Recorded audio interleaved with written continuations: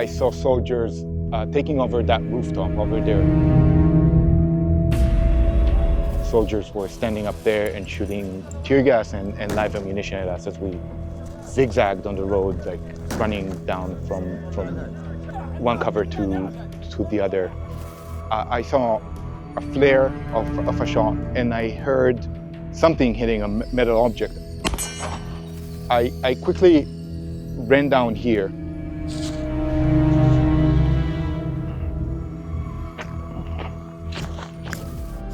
Which is when I heard a second shot. From here, I was already able to see someone lying on the ground. She was lying under this olive tree, bleeding to her death, right here.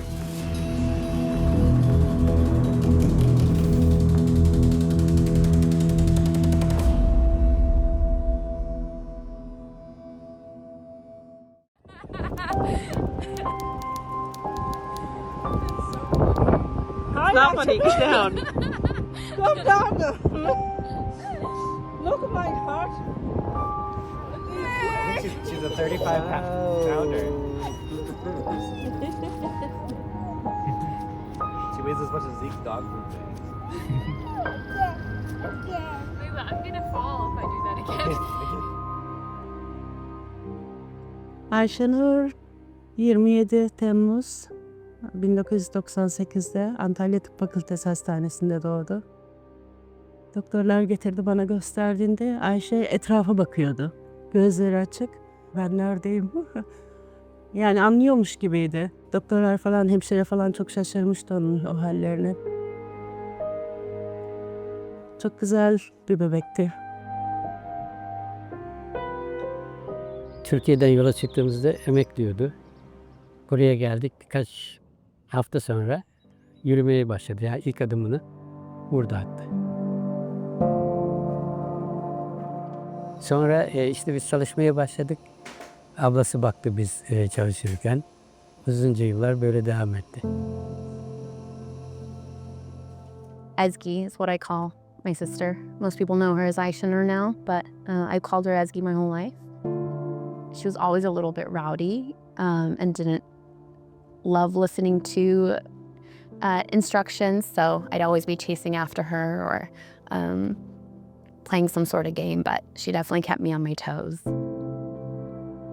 I had the role of being her big sister as well as kind of her parental figure in a way, helping my parents navigate and my sister navigate, while I learned how to navigate everything as well.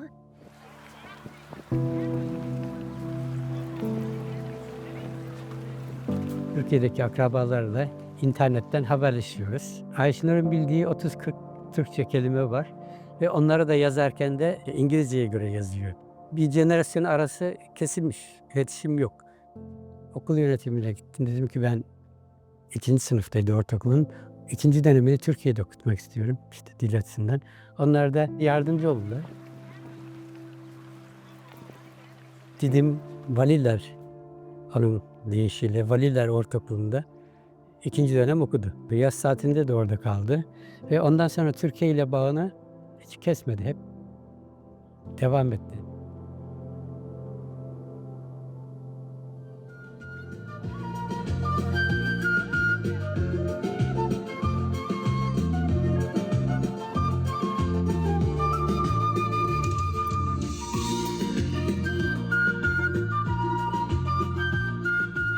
Being an immigrant in this country really shapes your experience of living here and the way that you identify and the way that you walk through certain spaces.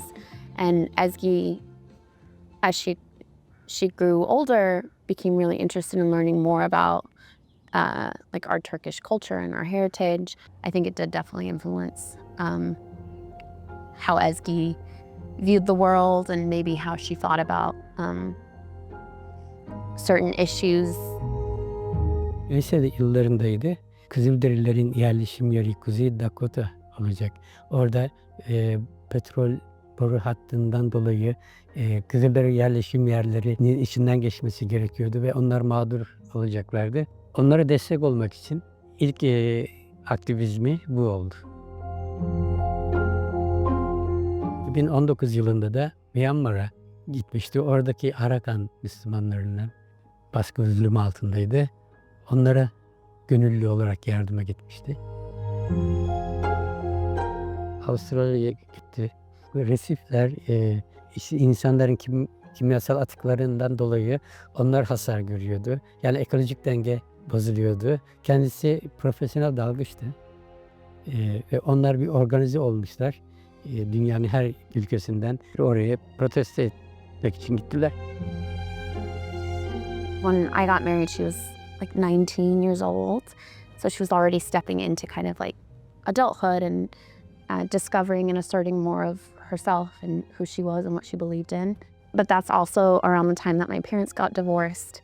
And so I have so many memories of her, calling me crying about, what she was feeling, frustration she was having, things that were kind of happening, and the dynamic shifts that she was experiencing with our parents as they were experiencing their divorce. We didn't have the easiest life growing up, and Ezgi didn't as well. And I think that probably played a big role in her capacity to feel empathy towards suffering that she saw in the world, because it was something that she could relate to and touch on.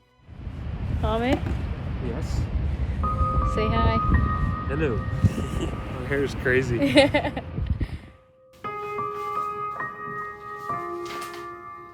My name is Hamid Ali. I was married to Aisha Ezgi Eigi. We were married for 3 years, almost 4 years. When I met her, she was just coming back from a months-long international trip where she went to Southeast Asia, she went to Australia, she went to Turkey.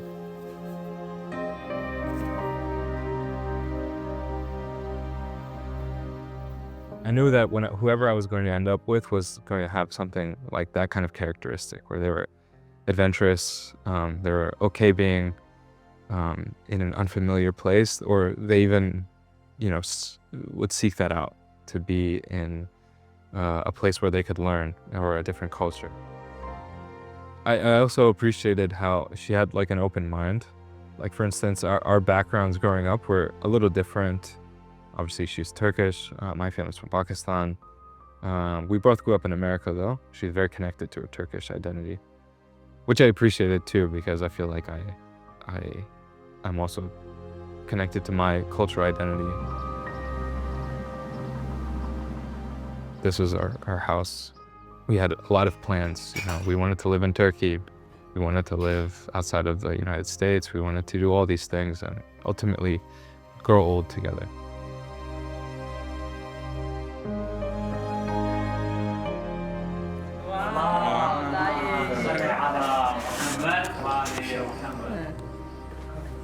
Wow, this one has better lighting than the other one. Lighting. Because it was still COVID, so we had our nikah at home. It was very small. And so we always planned to have a big ceremony with a lot of people and all our friends. It was always in this planning stage, so we never actually got to do a real full wedding ceremony. After October 7th, we were afraid of what was going to happen to the Palestinian people, because already, in the days after, there was such a disproportionate response. We both were very saddened by what we were seeing, all the images, all the videos that we were seeing. I remember it affecting Aisha a lot. We started talking about things that we can do, it's not completely hopeless, you don't only have to go to protest or post about it. You can do more things. She's very creative. She likes to do art. She has always had some idea to host people and host events with some help from her friends and from the community. She put together this fundraiser where she collected art from artists all over Seattle and across the country even. And it was just one day. People came, looked at the art, bought it, and everything that we sold, all the proceeds, she donated to PCRF, the Palestinian Children's Relief Fund. School was difficult for her, because it was hard to focus on anything else. She didn't feel like anything was as important. That's when, I guess, the encampments on campuses, I think it started in Columbia. There's a lot of attention on that. And then at University of Washington, the students there started to organize and said, we want to do this too. Divest from Israel and profiteers of genocide. She was very active in that encampment. She spent a lot of time there, which I was concerned with because, you know, it was her last semester. It's like, you need to graduate. You worked so hard for this. You know, let's focus. You know, we can do both, but, you know, you have to make sure you're looking after yourself too. My abiding memory of her in the classroom is that she was really, really tired. When my course started last spring, it met at 2:30 in the afternoon. She was fasting for Ramadan. That is not an easy time to take a course. She was clearly falling, I mean, she was just on the cusp of not being awake. And I remember saying, I need Ramadan to end so that she'll wake up. And then almost immediately the encampment started and she was sleeping on the grass. Aisha invited me to attend one of the negotiations, and I have the text messages with her because she was like, I invited you, I really think your voice matters, but I also don't want you to lose your job. And finally I called her, I said, I'm coming, and I'm so happy I went because I sat next to her. And she called out the university president, I mean, 25 years of age at that time, calling this person in the late 60s and saying that the email you sent calling us anti-Semitic and vile, then gave permission to some thugs to come and launch fireworks into our encampment. They could have hurt people. So you opened us to, you made us vulnerable.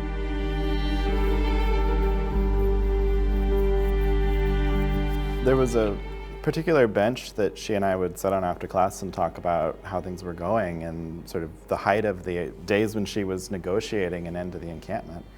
And what I remember her saying was that she was so concerned about the possibility that other people who were in the encampment would get hurt, that she was moved to make it some kind of a deal. That she really felt like she had thought through the consequences of her activism and was prepared to deal with them, but that there were other people, including a lot of much younger students, who were not, and she didn't want it on her own conscience if the police were going to come and clear the encampment and people were going to get hurt. And I do think that that instinct to protect other people, and particularly younger people, is part of what drove her to put her own life on the line as she did.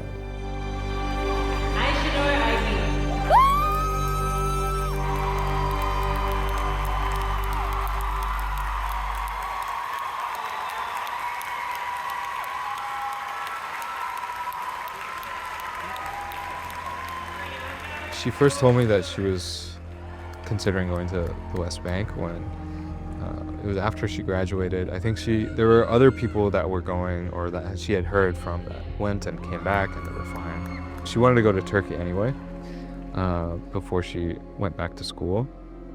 So she said, you know, I'll just go to the West Bank as well. And, you know, I'll go with this organization, the International Solidarity Movement. Someone else from Seattle was also going, which was part of the reason I felt more comfortable.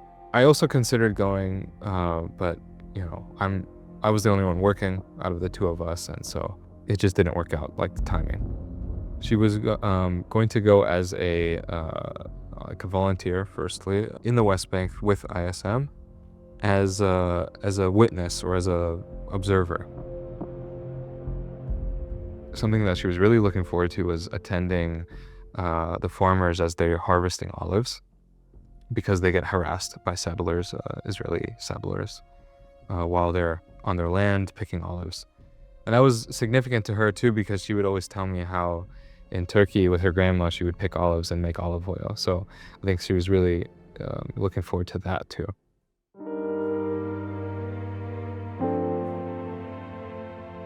Ben yazları işte hediyelik eşya satıyorum ve Ayşenur da yoğun olduğum günlerde bana yardıma geliyor. Yine böyle yardıma geldiği bir günde Filistin'e gitmek istediğini söyledi. İşte ben de tabii karşı çıktım, kızdım. bağırdım, çağırdım. İşte Rachel Corrie'den örnek verdim.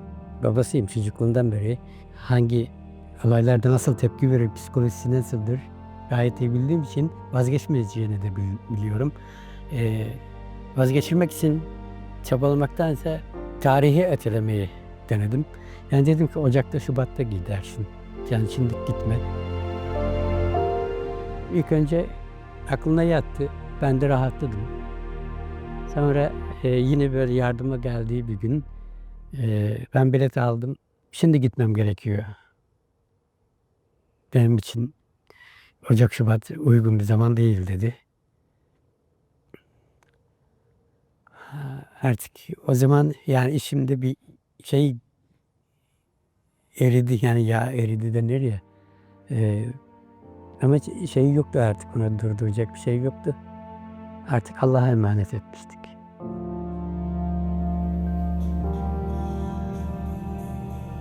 She understood the risk. She knew that, the war in Gaza was still going on, and even in the West Bank there are killings of Palestinians and Americans alike. She was prepared for the risk of being arrested or being hurt. But I think the idea of being killed was so unprecedented for an international volunteer. The last person we could think of was Rachel Corrie. That was 20 years ago. And no one really, or Shireen Abu Akleh, but the situations were very different. Ayşenur 7 Ağustos'ta Sietel'den ayrıldı. Önce İstanbul'da indikten sonra oradaki arkadaşında 3-5 gün kaldı. Didim, Muğla, Antalya gibi akrabaları, eş dostları ziyaret etti. Ürdün'e geçti. Her gün haberleşiyorduk da Ürdün'den sonra neredeyse yani uyanık olduğu her saat başı haberleştik. Ay baba, her şey iyi, sadece haber veriyorum. Bugün bir daha Ramallah'da kalacağız. Yani daha iş başlamayacak yarın herhalde. Yarın negatif falan test yapıyorsam hala o zaman işe başlayacağım herhalde, ama bugün Ramallah'dayım. 6 Eylül günü sürekli haberleştik ama bana her bir şeyi söylememiş. O gün halbuki bana mesajı yazdığında Nablus'a protestoya gidiyorlarmış. Bana ondan hiç bahsetmedi. Ben o gün onları Ramallah'ta kalacaklar diye düşünüyordum.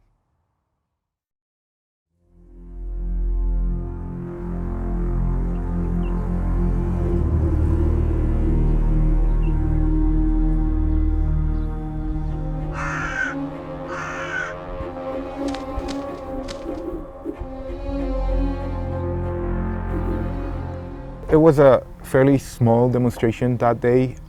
People prayed up on the mountain opposite of the mountain the settlers took. There was already Israeli army surrounding us from all sides.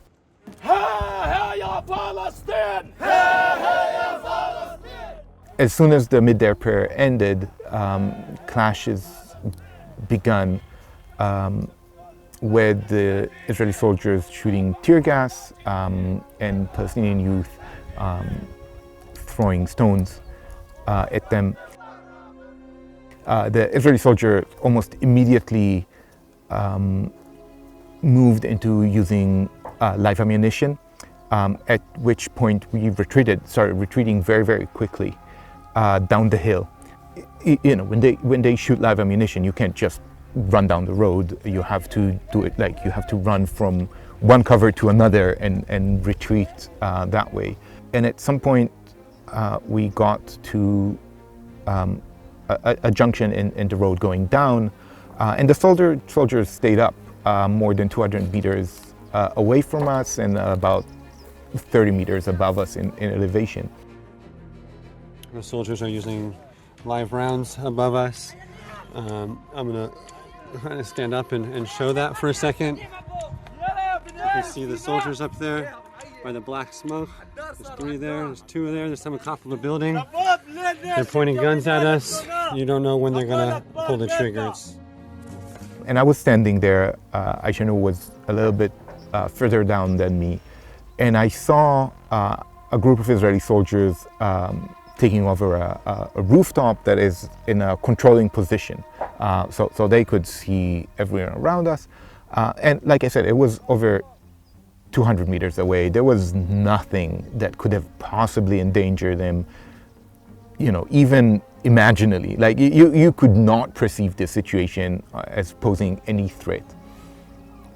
But, you know, out of experience, I kept my eyes on them. At some point, I saw a soldier pointing his gun in our general direction, and then I saw a burst of fire, and I heard something hit a metal object that I later understood to be the electricity pole that was in front of Aisha, but initially I thought it was a metal dumpster that I was standing next to. So I retreated backwards into the field, and then there was a second shot. And I heard people calling my name, saying they need help.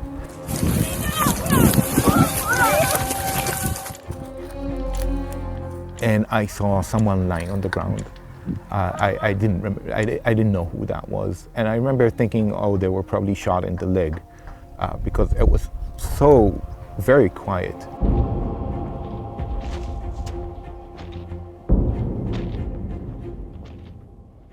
I got near and I saw it was Aisha Noor, and her face, her eyes were rolled, only her left eye was open. Her skin was already starting to, she was very pale. She was lying, dying under an olive tree.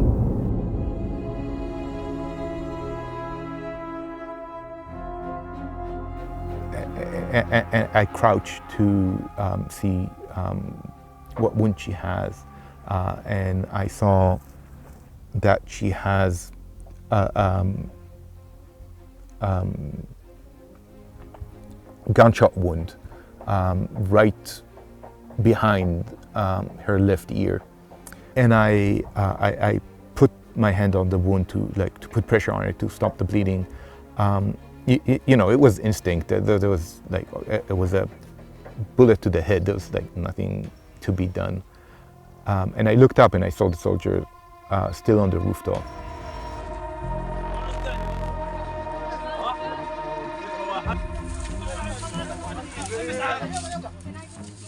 We put her in an ambulance and we scrambled to the emergency medical center here in Beta, and from there continued immediately to the Rafidia hospital in Nablus, where they tried to resuscitate her, but it was obvious.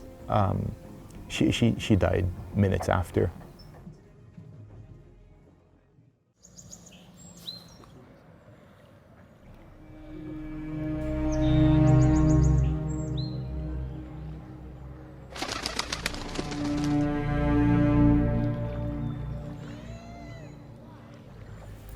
The night before, she was telling me about it. She was excited. She's like, this will be the first protest. I've done all the training. I've seen Jerusalem. She even, you know, she did all the sightseeing she wanted to in Jerusalem. She prayed in Masjid al-Aqsa beforehand, and now she's in Nablus. She's getting ready. She's excited to go to her first protest as an observer. That phone call ended with me asking her to text me before she left, because there's no service in the villages. And then later in the very early morning for me, like 4:30, I woke up, I checked my phone, I didn't see any message from her about leaving or coming back. So I was like, okay, no problem, I'll just text her, you know, how's it going? And then I went to sleep. And then 2 minutes later, a phone call came through from my friend in Seattle that was also attending that went to volunteer. So I answered, And he said, "Have you heard?" And I said, "No, what happened?" And at this point, I didn't think anything. I don't know what I was thinking. It was 4:30 in the morning. And he said Ayşenur was shot in the head and killed by the IDF at the protest.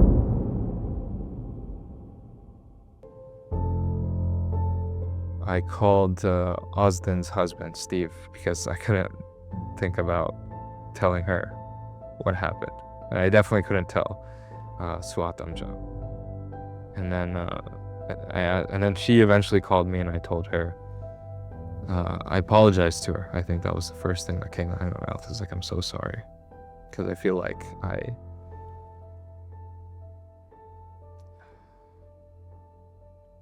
I wasn't able to, protect your sister.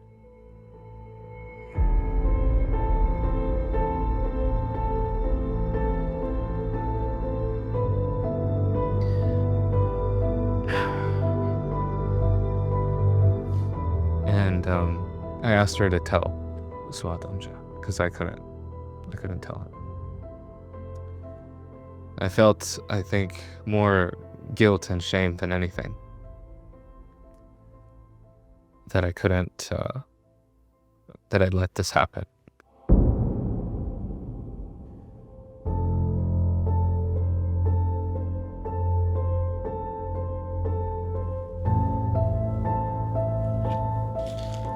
So, this is the hat. I don't think she was wearing it, but I think she had it with her. And there's you can see, there's some blood. The U.S. Embassy sent us the clothes from there. So there's shoes in them. These are the shoes she was wearing. The socks.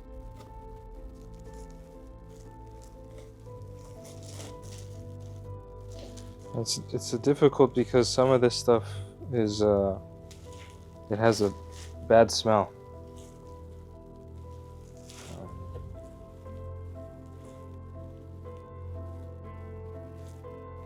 You can see the blood from her head all down her back.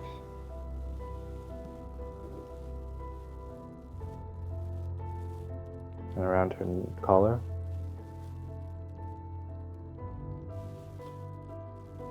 On her arm. There's still dirt from the ground because when she was hit, she fell. So there's a lot of bits of dirt and grass. I'm not sure exactly why it smells so bad, but I think it's just the blood, and also everyone that was trying to help her, touching her. And these are the pants. I'll do this too. This is her. I don't think she was. This might have been around her hair. Scrunchy. Yeah. Pants.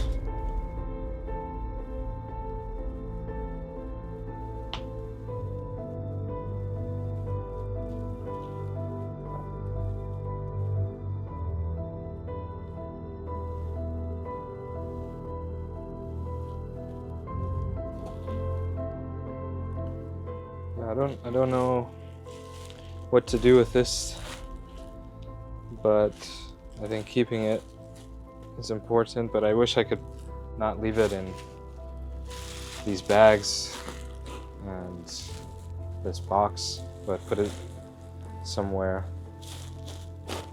or do something with it that's more appropriate. But for now, I don't know what to do.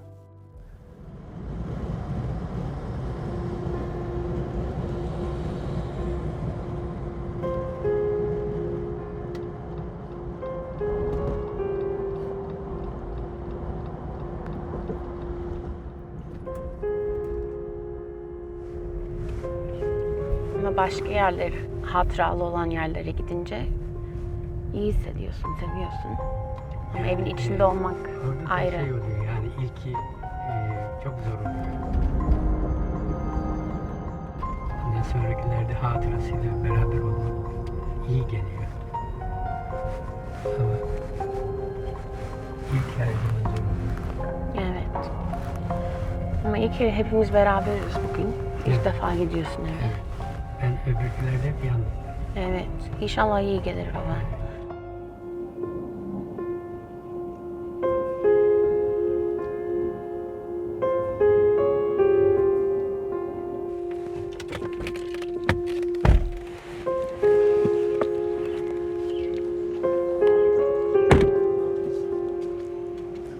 Babacığım, büyük bir nefesle gireceğiz oraya. Hani çiçekli kuş.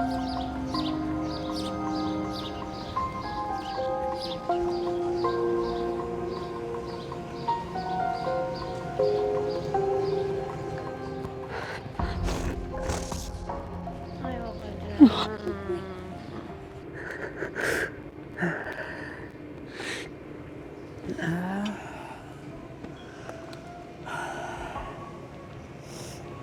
Gitmen gerek değil hemen. Durmak istiyorsan bir nefes al. Hı?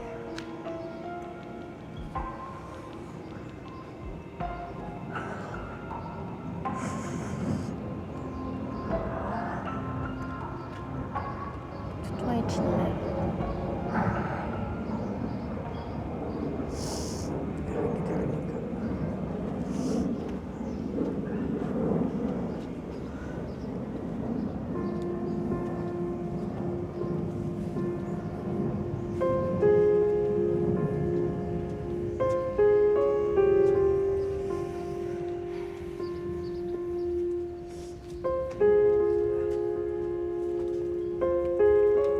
Bekle be. Hi, Ahmet.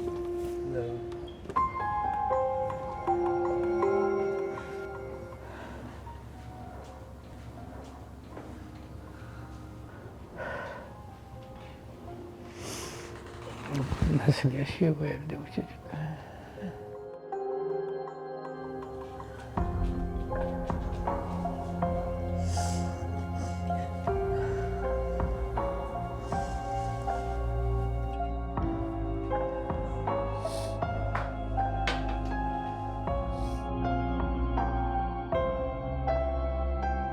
Hi, Cindy.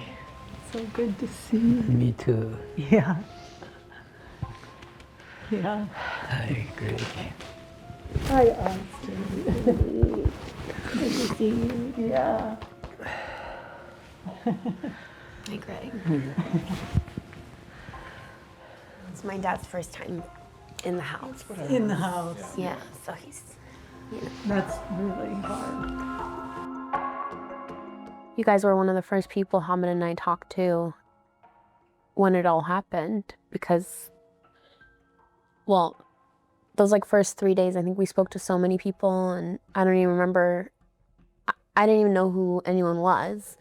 And Hamid was saying, hey, the Corey family reached out and they said like, if we want to talk, no pressure, but like, you know, they'd be happy to get in contact. And I didn't know Rachel's story at the time.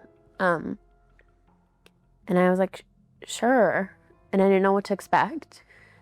When we got that just awful news that morning, both Cindy and I just knew how you were hurting.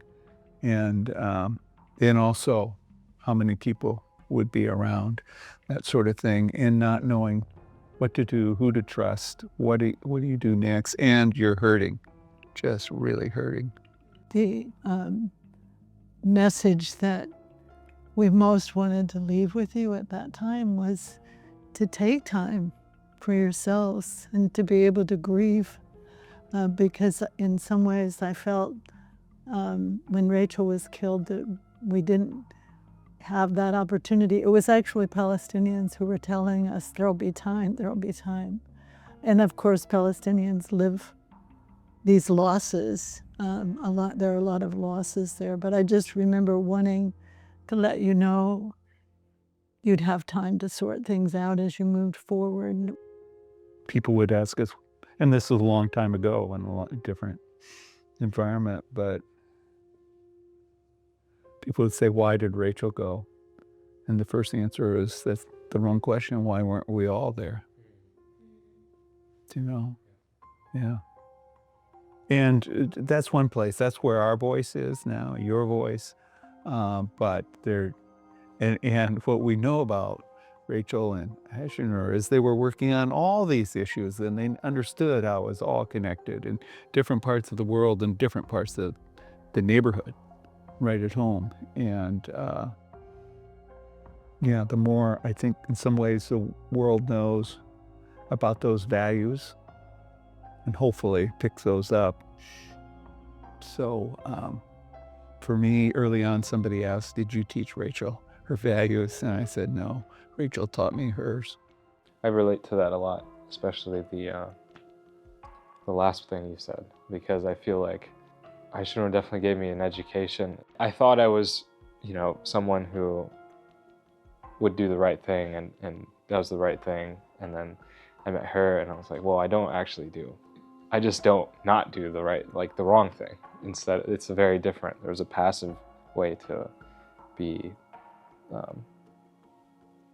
you know, have values. And then there's a very active way to act on those values. In the 9 months since she's been killed, there have definitely been times where it feels like I'm burnt out, but the alternative is, it feels unacceptable because I don't want to let go of her. That's really, I think, what it comes down to for me.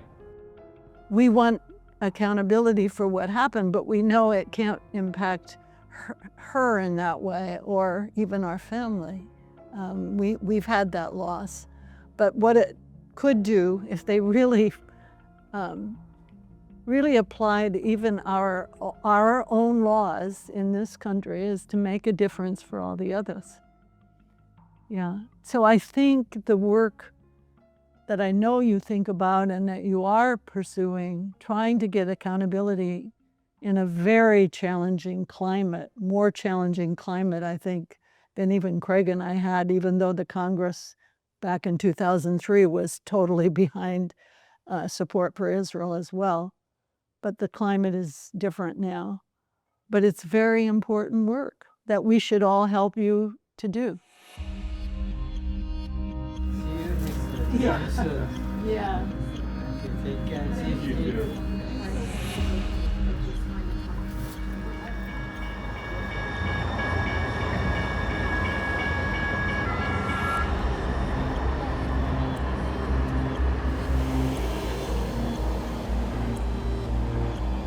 Speaking both as a Washingtonian, citizen of Washington State, as well as a lawmaker, I can certainly say that the murder of one of our own, I think, brought up a lot of bad memories of a similar circumstance that affected a young Washington woman who had traveled abroad, specifically into the Middle East, to live out her principles and her values.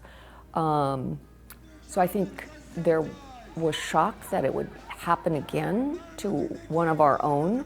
I know that there was a lot of public outcry by members of the media who also knew Aishna.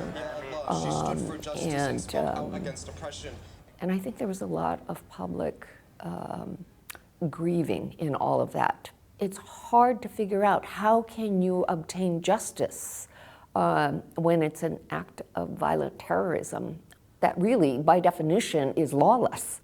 I think that there was not a specific request at that time, but they did float the idea of perhaps some legislation.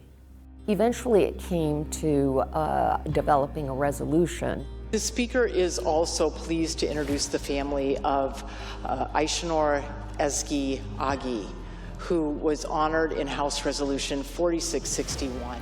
I was very, very pleased then that subsequent to our adoption of the resolution, we were able to have a day when Aishna's family came to the state capitol. They were recognized in the gallery. Please stand and be recognized by the body.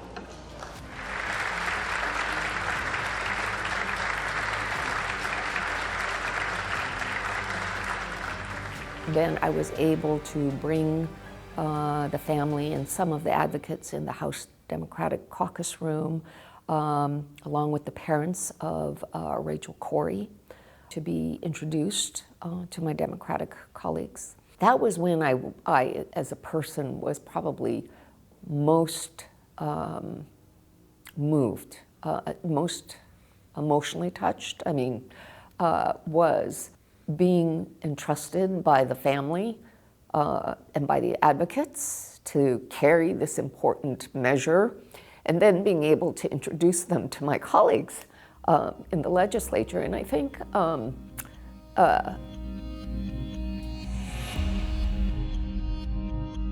I know that there was some disappointment on the part of the family and on the part of the advocates that perhaps not all aspects of what they wanted to see would be presented in the resolution.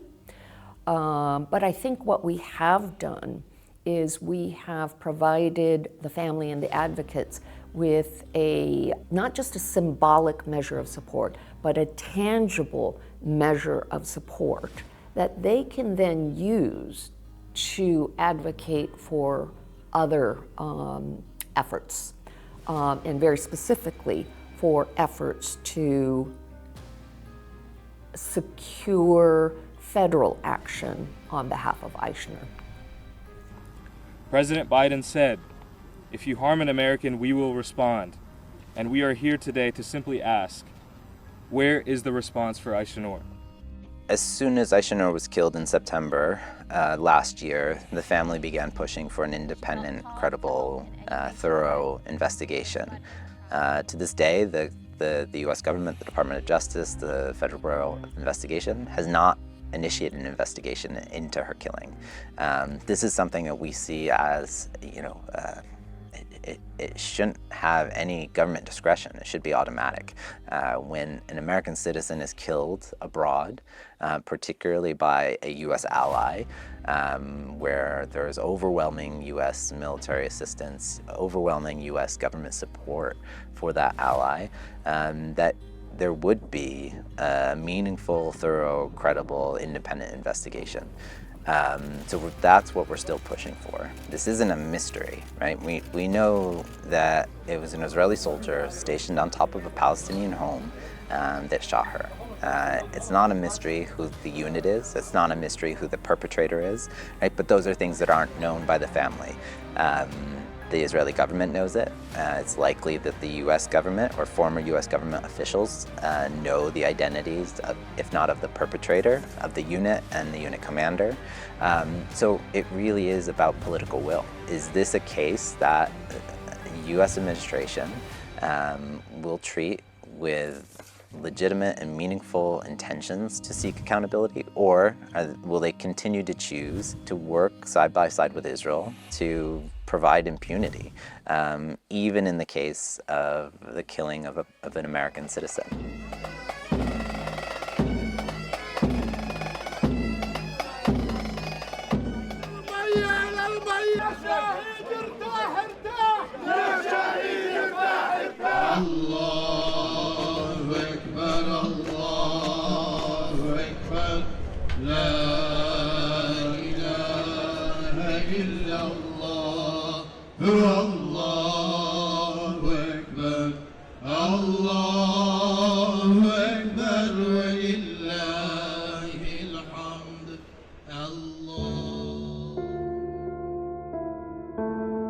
Ayşenur Didim'i çok severdi, Türkiye'yi, her yerini çok severdi.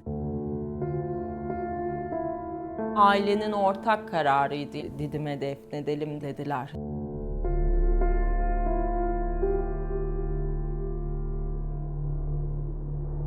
Hemen hemen her gün gidiyorum, çok böyle önemli bir işim yoksa. Bazen ona olanı biteni anlatıyorum. Bazen işte kızıyorum. Niye gittin? Keşke gitmeseydin. Keşke böyle olmasaydı. Keşke ben her gün buraya geliyor olmasaydım. Sen iyi olsaydın. Hani yakınımızda bile olmasaydın ama yani keşke iyi olsaydın, hayatta olsaydın diye bazen böyle dertleşiyorum.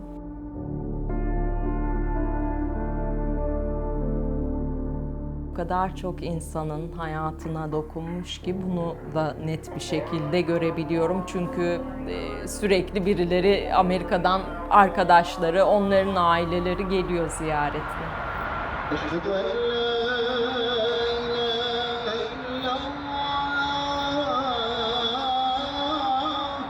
Ayşenur'a hani hayatta olsaydı da sorsaydık, Ayşenur işte neyse vade 70, 80, 90 yaşında işte yatağında ölmek mi istersin yoksa inandığın ideallerin uğruna mücadele ederken mi ölmek istersin, hangisini seçersin diye sorsak eminim bunu seçerdi.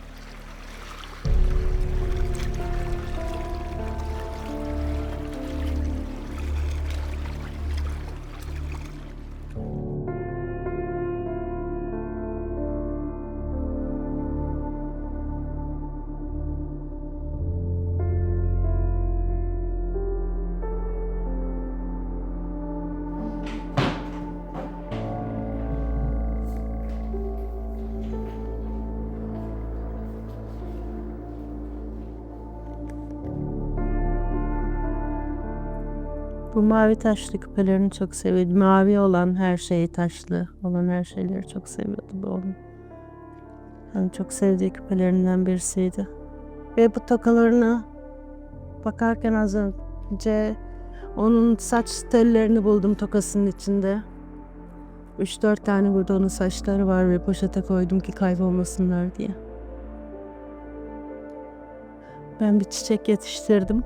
O çiçek gitti ama kimse sorumlu değil yani. Kimse sorumluluk almıyor. Kimse bir çaba içinde değil. Hiçbir şey yapmadı çünkü kızım. Yani oraya savaş için gitmedi. Sadece gitti oradaki insanların yanında oldu. Biz adalet istiyoruz sadece. Kanı yerde kalmasın.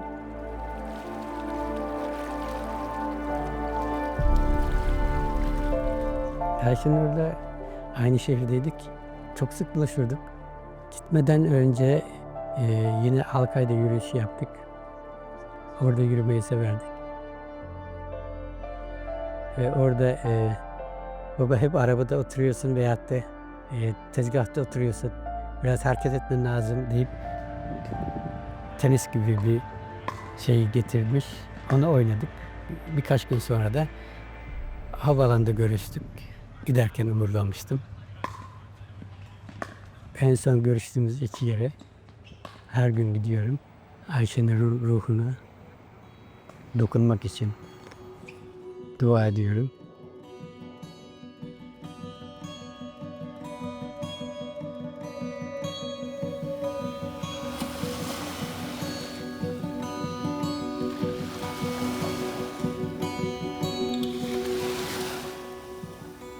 I think everyone who said bye to her before her trip had a feeling of maybe this is the last time that we're going to see her. That's something I've heard from a lot of people is like, this could be it. But I was like, no, I'm just doing this.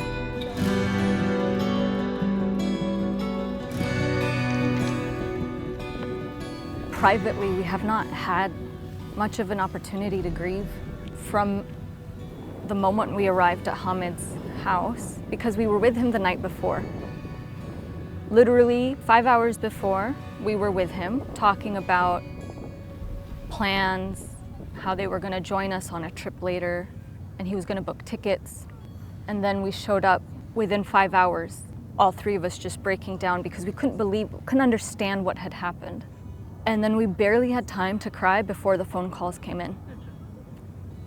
So I'm hoping that today, with the people that are closer to her, we just get to share our grief together and have something that's a little bit more intimate to honor our grief for the people that have been left behind and have been impacted really heavily by this. I mean, our entire life has changed. She loved bonfires. Coming together around a bonfire feels very meaningful. At Alki Beach, which is, West Seattle is where she grew up. This is where she celebrated her last birthday with her friends around a bonfire, so it just feels like a meaningful place to come together. Happy birthday to you. Happy birthday, dear Aisha. Happy birthday to you.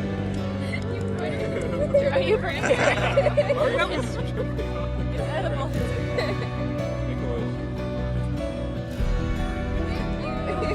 If you could wish for peace and something. Well, you should have used that at the reasoning with the people. Be like, oh, it's my birthday.